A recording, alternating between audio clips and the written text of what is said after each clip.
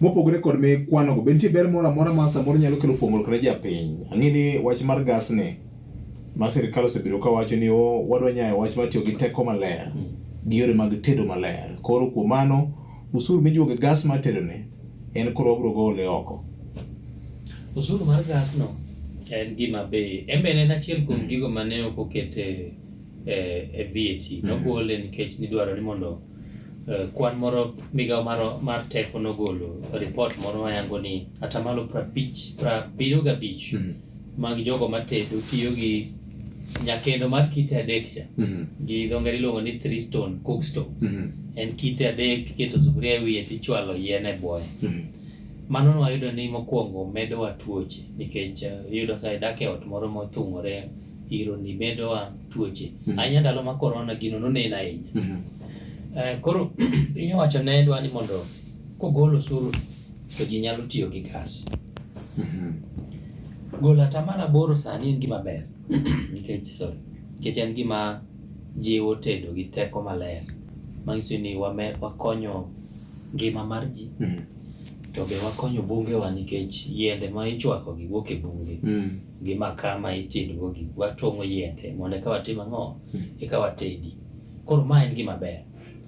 To Victor bedo ni in gofuko 2 igolo ofuko makoni makora chwich yagi gugi kete ofuko makora cham to ing'eni keto tiketo kendo inya wach ni amiyo Victor gimoro okete ofuko to kachaka biro gi lweta moro ni chaka gole. Atamalo 8 migolo e gas gi atamalo 8 ma imedo e nengo mag modhi nyamburko. To gas biro dho wath ma Mombasa moko gi Tanzania iting'o gi nyamburko gi loche gi mokwongo tiyo gi modhi mag nyamburko ma idhi medo nengo ne. Mar ariyo imedo ne gi advance tax nyadiriyo. Kaka jaohala gibiro go kwan to giwacho ni sani koro wachulo advance tax nyadiriyo mane wachulo. Nengo mag modhi nyamburko gi bende dhi medore nikech kopogore gi osuru ok walos modhi mag nyamburko pacho. Wang'iyo gi kuok e pinje maoko kama nengo gi kaka medore kaka wambo wamedo. To teko mar siling mar Kenya bende kaka medo dok piny ka opim gi dola. Tiende ni wang'iyo gi dola. Koro ka dola medo teko to nengo ma wauso go nyaka dhi malo. Koro idang'isa ni ng'ama kelo gas ni to bro weya to nikech no gole ga atamalo 8 koro odhi duoko na piny, ok odhi duoko. To jo Kenya bende ng'eyo gi ukora mar ohala. Seche motem ni duoko gimoro piny gi atamalo 8 tek ahinya mondo gichwale ne janyiewo. Mokwongo nikech otin, to mar ariyo nikech ogol koni to med koni. Koro gin gi yore mang'eny, ok ginyal kelonwa berno mayot. Omiyo ma en gimoro ma pani ing'eni nyalo golo gimoro marach kasto koro imede itwane gimoro maber be iye matin mondo japiny one ni ok rach te. Nitie kuonde ma mabedi otem lose gimoro matin. Omiyo en gima ber mana kaka ng'isi nikech ojiwo tedo gi teko maler kendo konyo ngima mar japiny. To koluwore gi kaka idhi med osuru mamoko to gi lwasi mar ohala mang'eyo mantie Kenya kanyo ok apar ka japiny dhi yudo berno e yo mayot. Edwin, un kata sama ji chunygi chandore kama ukete geno, un kaka jo ma ong'eyo fuaro weche mag ohala, un kore kwinyo wane wamor ni samoro nengo gas ni nyalo dok chien. Koro king'iye matut kendo chalre to romre to be ok odhi maber. Mokwongo Victor ing'eni kata kaka sani en ni nitiere gik moko ariyo e osuru ka e VAT. VAT nitie gimiluongo ni zero rate. Inyalo tim ni zero rating kata tax exempt. Tiende nang'o? Zero rate tiende ni ok ichul VAT. Okay, atamalo paga ucheche ogol te. Ok ichule. To mwandu ma itiyogo e loso mwandu no kata raw materials emichule VAT. Okay. So seche ma an kadhi e duka, kadhi ng'iewo gino, to ok chaja VAT. Koro japiny ng'eni winjo fuong'o. Okay, wuon kambi cha. Wuon kambi, mwandu ma utiyogo e loso gino, ochule VAT, lakini onyalo claim. Odok ir KRA to oclaim. Okay. Koro iduokone.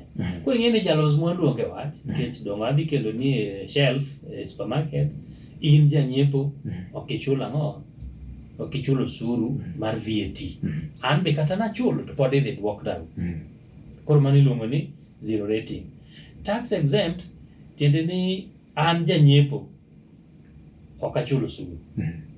An janyiepo kadhi e supermarket ok atimo ang'o? Ok ichulo osuru. Mwandu minyiewo. Lakini ng'ama nong'ie lose ok nyal claim VAT manotiyogo e mwandu molosego. Ineno? Koro ing'eni mae en ga konchiel, en igeto kode janyiewo kende. To tiende ni seche miketo gimoro tax exempt, jalos mwandu dhi we tijno. Amodhi dar. Nikech ok dang' inyisa ni adaloso gimoro ma igolo osuru ne iduoko piny ne janyiewo, to an ng'ama lose ok ikonya e yo moro. Koro iyudo ka giwuok ga gidonjo e pinje moko, gidhi Ethiopia, gidhi nyadhi kata Uganda, kasto koro gi import, gi export ne Kenya. Koro king'iyo kembe mane itiyogo e loso, nikech inya paro ni golo jwala e chiro. Ke jwala ne ketho alwora. Koro kembe mane itiyogo e recycling chupni mag plastic, nowacho ni mashinde gi ma gitiyogo ne gin zero rated. Tiende ni king'iewo mashin to inyalo claim VAT kuom sirikal. Koro mano giduoke, sani giwacho ni koro en tax exempt. Koro ing'eni mano giloke, gihinyo jogo madhi timo tich mar recycling plastics.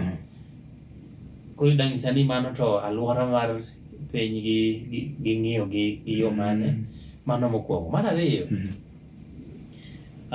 fertilizer sani en zero rated.